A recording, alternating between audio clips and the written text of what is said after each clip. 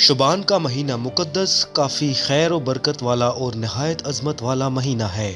اس ماہ کی بابت حضور اکرم صلی اللہ علیہ وآلہ وسلم فرماتے ہیں کہ شعبان میرا مہینہ ہے۔ اس کی فضیلت تمام مہینوں پر ایسی ہے جیسی میری فضیلت تمام مخلوقات پر ہے۔ یہ وہ مہینہ ہے جو تمام مہینوں سے زیادہ حضور اکرم صلی اللہ علیہ وآلہ وسلم کو پسندیدہ اور محبوب ہے۔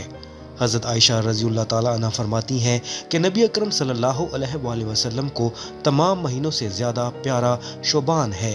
یہ فضیلت والا مہینہ گناہوں کا کفارہ ہے۔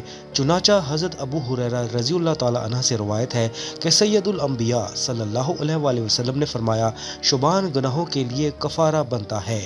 اس ماہ کی عزت و توقیر کرنا نہایت ہی اہم ہے، کیونکہ اس کا پاس اور ادب رکھنا گویا حضور اکرم صلی اللہ علیہ وآلہ وسلم کی توقیر بجا لانا ہے، جیسا کہ خود نبی اکرم صلی اللہ علیہ وآلہ وسلم فرماتے ہیں، جس نے شعبان کی عزت کی اس نے میری عزت کی۔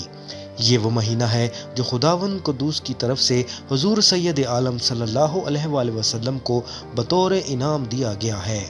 روایت میں ہے کہ شب معراج بارگاہ خداوندی میں رسول اللہ صلی اللہ علیہ وسلم نے عرض کیا، یا خداوند، جناب موسیٰ کو تو سبان یعنی کہ بڑا سانپ دیا تھا، مجھے کیا بخشا؟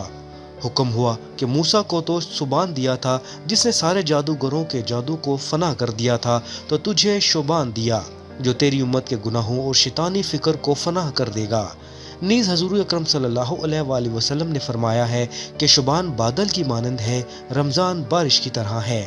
جیسے بادل کے بغیر بارش نہیں ہوتی، ویسے ہی شعبان میں جو گناہوں سے پاک نہیں ہوتا، وہ رمضان شریف میں بھی گناہوں سے پاک نہیں ہوگا۔ یہی وہ مبارک ماہ شعبان ہے جس میں تمام بندوں کے رزق کا تعین ہوتا ہے، ان کے اعمال سے متعلق فیصلے ہوتے ہیں، ان پر راحت اور سکون اور مصائب و آلام کی آمد کا پروگرام بنتا ہے، اور موت و حیات کی میعاد مقرر ہوتی ہے۔ لہٰذا تمام مسلمان اس ماہ میں خدا کے حضور پیش ہو کر مغفرت کی دعا مانگے۔ اس ماہ حضور اکرم صلی اللہ علیہ وآلہ وسلم کی امت کو ایک ایسی بزرگ و برتر قابل رشک رات بھی ملی ہے جو اس سے قبل کسی کو نہ ملی۔ یہ قدرت تحفہ صرف موجودہ امت ہی کے حصے میں آیا۔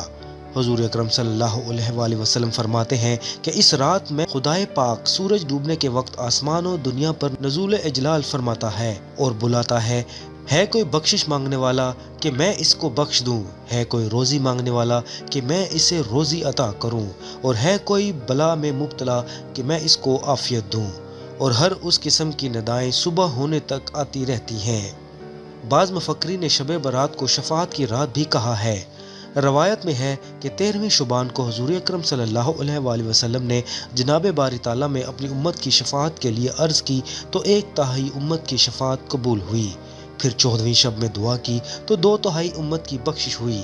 پھر 15ویں رات میں مناجات کی، ان نافرمان بندوں کے سوا جو سرکش اونٹوں کی طرح منہ موڑ کر اللہ سے بھاگتے ہیں، ساری امت کے حق میں شفاعت مقبول ہوئی۔